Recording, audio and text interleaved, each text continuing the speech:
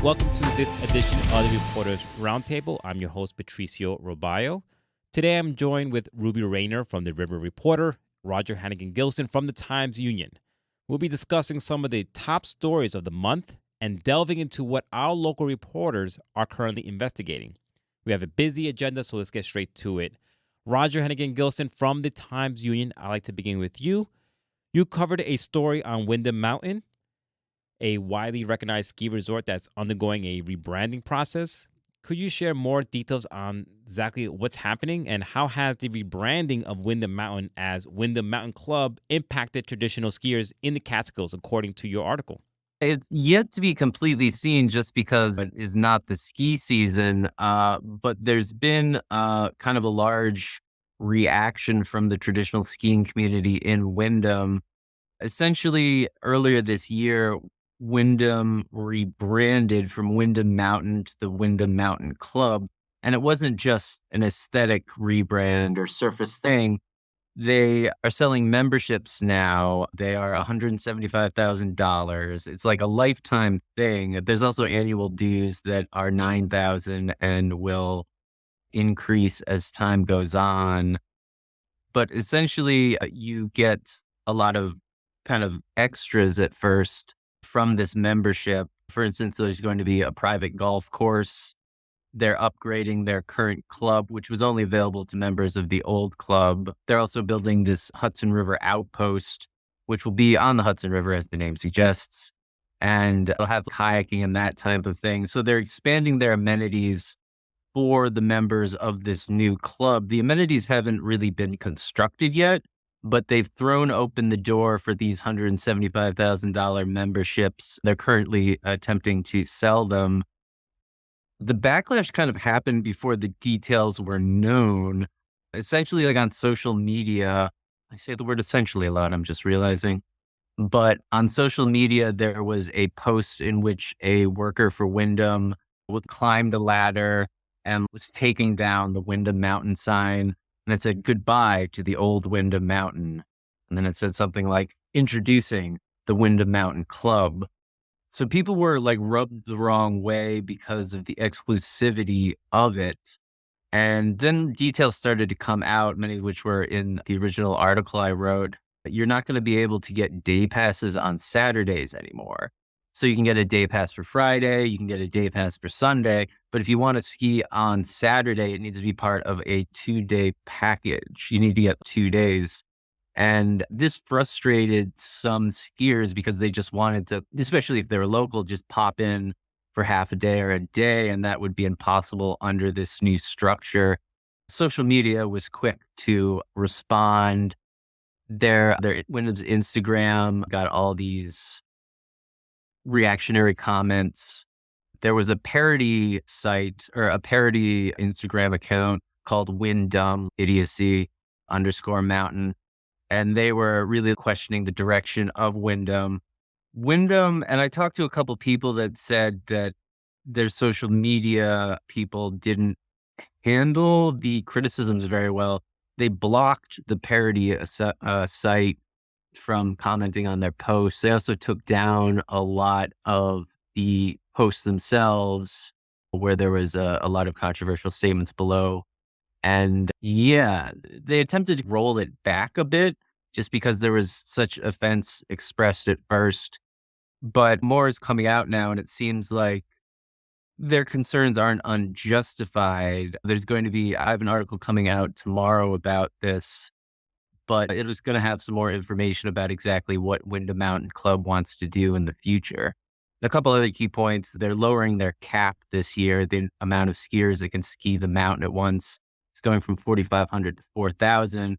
If you get a ticket, that's a good thing because there's shorter lines and that kind of thing. But there's concerns that they're just going to continue to cut it down. When you mentioned the price tag, that's the first thing I thought about is that it's going to price out a lot of the locals. I And mean, that it's seems a to be, humongous price yeah. tag. You have to be like, I don't know how rich you have to be to afford, but And, quite rich. and it seems like it's sort of a trend that's happening now. Just take it back, like the Sullivan Catskills was like famous for the Borscht Belt. And it's not the sort of resurgence of these resorts, but they're such high-end numbers. We had here in Sullivan County open up a high-end spa. We got Y01, and it's really from the get-go, it was not affordable to the locals. It was just really high priced, and now I don't know. Wow, right now it's in limbo. It is actually going to be part of a new village in Thompson. You talked about in your article about a lifetime membership for 175,000. Like, who has 175,000 laying around? I do not know any of these people. They must be good people to know, but I don't know them. Yeah, it's exorbitant. And when you do see this, I was talking to somebody who was in the know in the ski industry, and they were talking about just how consolidation was happening. Like Windham, their North Castle partners had owned still owns a large chunk of them. And then these other business interests got involved. And so it's not consolidating, but one of the things, the term the person we use is they would kicked them up, as in kicked them up to a higher economic class. And that's been suggested what kind of Windham is doing. And yeah, if you see the price tag, $175,000, they clearly are. The question is whether this is economically feasible, because it'll be revealed in the next article, but they're not even attempting to sell a huge amount of these memberships. So what's going to happen to the town of Windham? It's reliant on those ski dollars coming in. Yeah, the local people coming in, more people coming in. So they're using restaurants and everything around the area there. Yeah. And a lot of things are getting kicked up, and it's always amusing to me because, so many things in the Catskills and the Hudson Valley are being kicked up a notch, and they're not, they're not trying to capture the local customer base. And so, yeah, they're capturing the customer base from downstate. But it just occurred to me a couple of days ago, if you lived in Hudson or Catskill and someone was like, hey, what is someone from New York City like? You'd be like a very wealthy white person. But we only get a small segment of the population of this city up here who are going to these more expensive establishments. It just struck me New York City is one of the most economically and racially diverse place on the planet. It's just that the segment of the population that we see in the Hudson Valley and the Catskills is just a smidgen, a very specific subsection of the city. Yeah, I totally agree with that. There's a whole population that said that will enjoy some of those things, but just can't afford them. Yeah. That's sad there. Let's move into this other article about the environment. Environmental groups called dredging of the Hudson a failure in your new report. So why do they consider the General Electric's the dredging of the Hudson River a failure? Okay. Long story short, from 1947 to 1977, GE dumped something, 1.2 million pounds of PCBs in the Hudson River from their plants north of Troy. There was tons of litigation, but eventually the EPA, or as a settlement, they agreed to dredge the upper Hudson, that is in between the Troy Federal Dam and their plants 20, 30 miles upstream from there. They did the dredging, the PCB rates fell, but then the theory behind the whole thing and why the EPA agreed to do this is that the levels of PCBs in the river would continue to fall after the dredging. And they set out this schedule about how if you do the dredging this way, they will continue to fall in this way. So it's a super fun site, the Hudson River. So every 5 years, the health of it is reviewed. And in the latest one, the EPA published its figures, and it shows that PCBs are not declining at the rate that they had hoped. They're declining far, far slower. And there's essentially two measures they take. They take samples from the sediment in the bottom of the river, and then they test fish, because that's a big part of it. You're not supposed to eat fish from the upper Hudson, and you're only supposed to eat a fish a month from the lower Hudson because it's toxic. PCBs are carcinogens. And the problem with that is that people still do fish, and some of it is subsistence fishing, because there's a free river full of fish, and a lot of people rely on that. So that's a big issue. But essentially, in the last measurement, the concentrations in fish and the concentrations at the river bottom actually went up, which is the opposite direction that it's supposed to be going, obviously. Riverkeeper Scenic Hudson. There was a couple independent environmentalists and also the Sloop Clearwater people from there held this conference on these findings and said that they didn't have a prescription going forward, but that the things were clearly not turning out as they should. And there's been these efforts on the state's part, because EPA is federal, the DEC, our version of the EPA has been pushing to dredge the lower Hudson, but that's all polluted too because it flows downstream. There's various litigations between the EPA and the DEC. Currently, GE is in no way required to dredge the lower Hudson, but this kind of thing will probably bring that back into the limelight. Like, A, should the lower Hudson potentially be dredged? And B, should there be some further environmental mitigation north of Troy? I was taken back about that consumption for fish, because I didn't really know that there was a limit of how many fish you can eat, and even that's troubling. And that's troubling that to know that, hey, you can have just one, but more than two is dangerous. I think one would be dangerous in my personal opinion. But if someone says just have one because more than that is poisonous, I'd be like, I don't want any.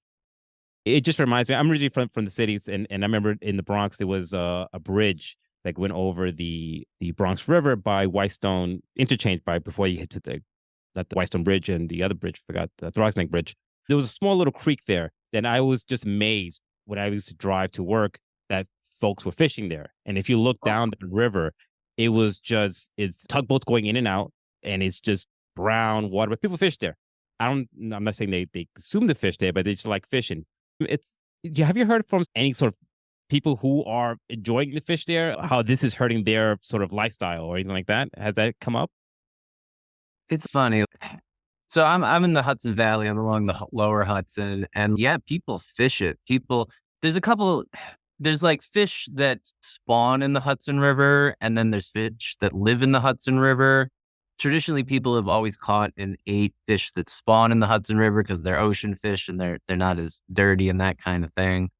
But in Stockport, where I was living in Columbia County, it abuts the Hudson River. And there's this little pocket park, and people had grills attached to the trees, and they would just grill up the fish. Some people don't know that they're not supposed to eat fish from the Hudson. Part of this is at the spot I was describing, there's often people from the Bengali community there. And there's like a posting in English, but I'm not sure if there should be postings in Spanish and Bengali and that kind of thing, because it's a health issue. Some people don't know. Some people are like, whatever, and they're not very concerned. But yeah, people still eat the fish, and it's a free meal, and it's delicious. It's unfortunately slightly poisonous. Yeah, that's it definitely is troubling there. Keep it on the Hudson River. Barges can't anchor on the Hudson River after Coast Guard scraps of the rule. What is this about? Yeah, it's still being untangled. It seemed so innocuous. Like, essentially, there was a big issue in the 2010s about 20-teens. I don't know what we're calling them, but there was these proposals to anchor oil barges up and down the Hudson River. Opponents said turn the Hudson River into a parking lot, which it's not untrue.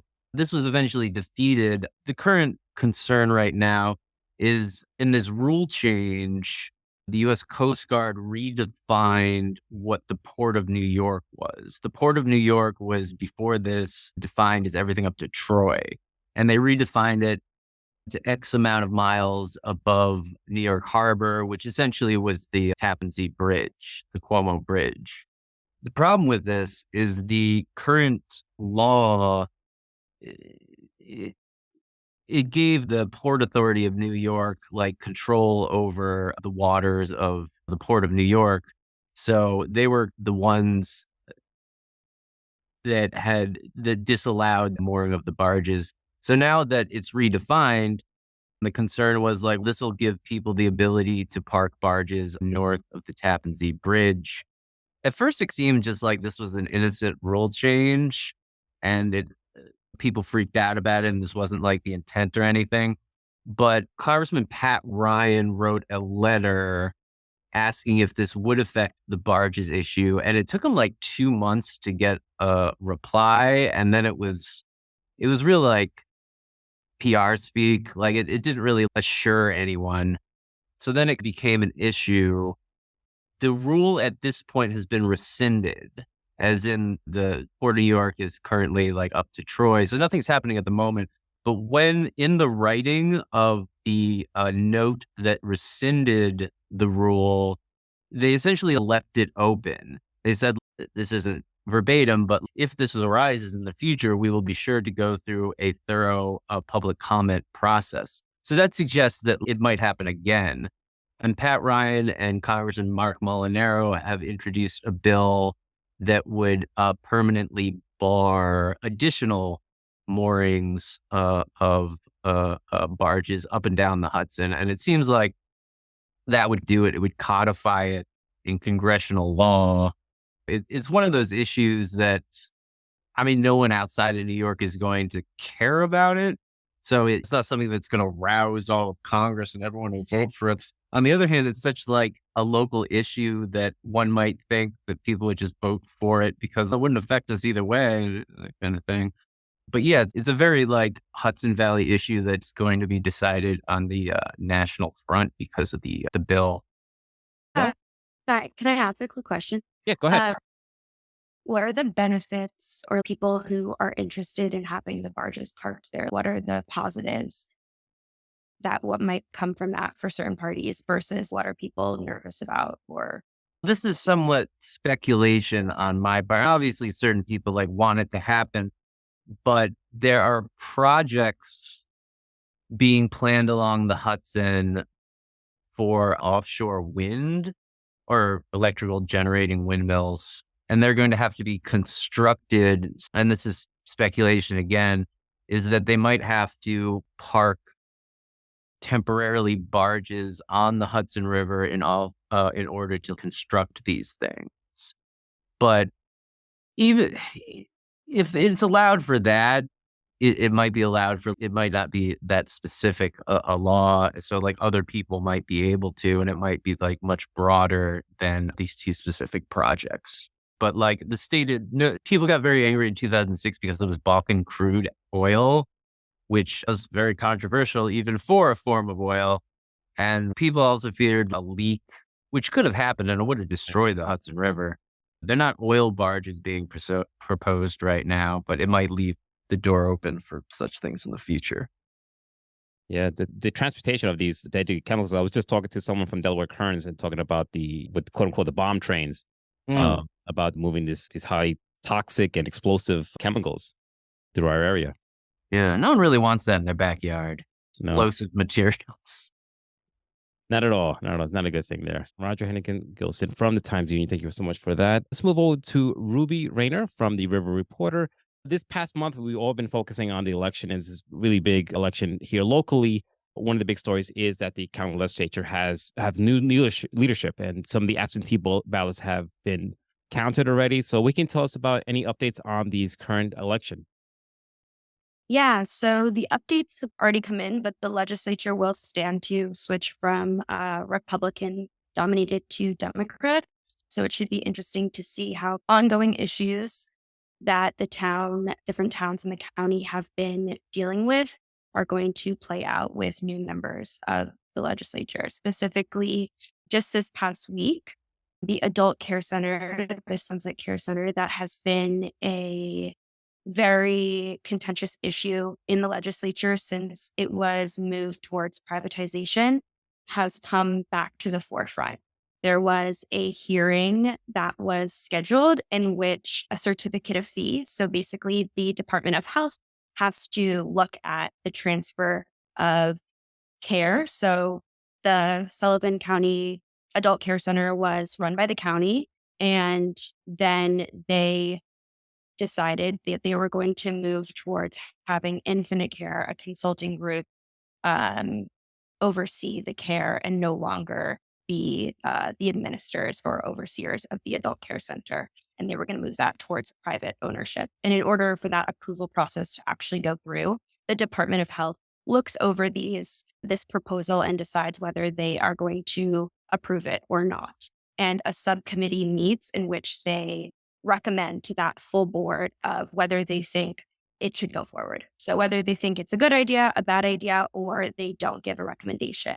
And what actually happened was the subcommittee decided not to give a recommendation. So based on public comment, which happens to the subcommittee, I think they took that into consideration. And there was definitely some people who spoke about not thinking that the best option for the adult care center was for Infinite Care to be in charge of it.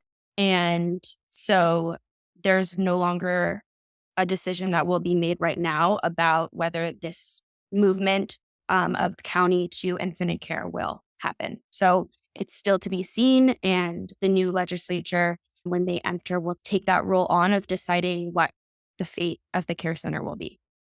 Absolutely. And this is such an long going thing. I just remember when this first came up many years ago, I think it was right after the pandemic or when the pandemic started, when it's transferred over to Infinite Care. And now, we said before, it's going to be interesting now with the new legislature there because many of those folks who ran were affected by the adult care center. Let's say Kat Scott for District 5, I believe she's in. Her main concern was the adult care center, and then they were part of the Truth Squad, and he used to show up to the legislature meetings and to gather support. Saying, so we said the county should take back of the adult care center. So it'll be interesting as going forward in this new legislature. We interviewed a lot of the candidates, and that was and almost every interview we did was mentioned the adult care center and what was happening there. I think went down to a 1-star rating in some report with the healthcare there. So it'll be definitely interesting to see what happens there. And for some reason, I was under the impression that Infinite Care already had control of the adult care center as far as like the management of it. So yeah, it's super confusing. And I think that's one of the ways where people find it hard to understand who is in charge of this, who's accountable for the quality of care that's being administered. But currently, Infinite Care is operating the care center, but it's just that the certificate hasn't been finalized. And once and if it is, Sullivan County will still own the building. They won't be responsible or liable for administering care in the facility. That will be completely Infinite Care, but they would still lease the building to Infinite Care. And I'm going to continue doing some reporting on this, but Infinite Care, I've been looking into it, and they actually have a bunch of different facilities. And this is like a common thing that has happened where private companies have been buying adult care centers and nursing homes. So it's people worry because there's no one to necessarily they can go to for accountability. So when it's run by the county, you can say to your local representative, I'm not happy with the care that my family member is receiving, and I'm going to exercise my vote in this election to show that there's someone to answer to that. Whereas when it is a concern that people have of when it's transferred to private ownership is that there is no single person or people, it's harder to determine who's responsible for answering to potential issues that may arise. One thing I always noticed that Infinite Care hasn't come to any of the legislature meetings to respond to what happened. I remember them coming to in the very beginning to do a presentation about what kind of care they give and what kind of the other facilities they have. But after that, I have not seen them in my memory of coming to a meeting to respond to the things that are happening. I find that surprising. You have a story here about a voter who got into trouble when she went to vote, ran into some troubles here. And I know here in Sullivan County, they made some effort as how to streamline that effort with electronics and electronic sign-up books. So what can you tell us about this story? Yeah, I think stories like this, where it's like an individual's experience and it could seem innocuous or just like a one-off, but it gives us a view into how people actually are, their experience with voting, and also how our bureaucracy works. Helen Dameron-Vale went to vote in the town of Delaware on election day, and she wasn't able to. So she gets to the polls, and the poll workers say they can't find her name in the voter rolls, and they're not sure that she'll be able to vote. And she told the River reporter that she was pretty sure that she registered to vote when she changed her address on her license. And she actually had a jury summons with her. And she was like, what's better than a jury summons to show that I should be able to vote here? So she shows the poll workers the jury summons, and they're like, sorry, we can't find you. You're not going to be able to vote. And so she says, okay, can I vote through affidavit?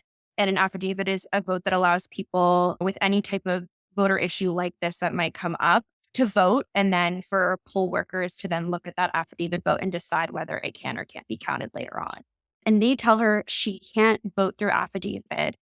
She has to go to Monticello to vote through affidavit. And she's like, her husband votes fine, and then they leave. So they go shopping, they do some groceries, and then they come back a few hours later, and she's, let me just ask them again, because she wanted to vote. It's election day. And she comes back and she says to them, are you sure I can't vote by affidavit here? She cares for her mother, and she's, I don't have time to go to Monticello. She has like a friend who looks after her mom who's going to leave at 5, but she can't stay later. So there's no time for her to go do that. And they basically then, this is what she said to the River Reporter, they conceded that they checked and they were supposed to give her an affidavit. So then they try to print it for her, but the printer isn't working. And then they try to print it a couple of times, and she's, okay, that's all right. She said that they were very nice and kind. And she said, that's all right, I have to go. And the next day she calls the County Board of Elections and she explains to them what happened. And they tell her that it's too late for her to vote in this one. And she just was very, I think, taken aback and surprised that she experienced an issue. And it turned her towards thinking about other people who potentially have issues voting. And it made her think about people who are in adult care centers and nursing homes and whether they're able to vote on election day and how easy it could be for them. So it led her on this whole search. And she found this directive that was actually implemented in COVID. And it says nursing homes should have a plan to ensure residents can exercise their right to vote, whether in person, by mail, absentee, or an other authorized process. So it's whether or not, this is, I'm quoting them, whether or not external assistance is available to come into the facility. Nursing homes are required to support a resident in the exercise of their right to vote, such as assisting with absentee or mail-in voting or transporting residents to polling locations or ballot drop boxes in a safe manner. Garnet Health, which offers mental health services, we asked them whether they have any type of plan in place to allow voting of this nature. And they wrote in an email to the River Reporter back that, please note that while we offer mental health services, we are not a mental health facility, and that it's the Board of Elections' responsibility to meet the need of the voter and not the facility. So, quote, Garnet Health's obligation is to permit the Board of Elections representative to visit with the patient to conduct official casting of the ballot, but that they have no plan in place. And the Board of Elections also, when they were relayed the story of Helen, said that, and I'll read what they said, because in essence, they said she should have been able to vote. But they said Sullivan County election inspectors are trained to provide affidavit ballots to voters, and affidavit ballots are available at all poll sites, including early voting.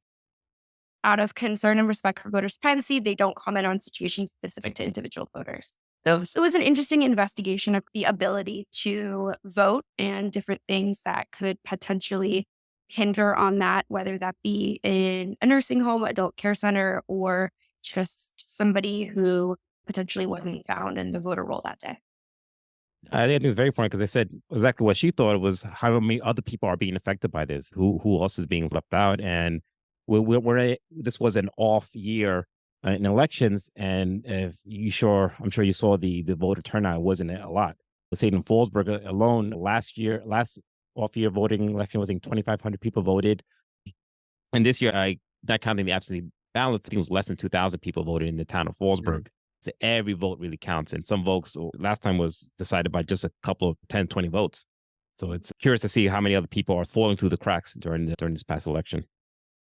That's great. It's a great story there. Thank you so much for joining me for the latest edition of the Reporters Roundtable. Thank you to my two guests, Ruby Rayner from the River Reporter and Roger Hannigan Gilson from the Times-Union.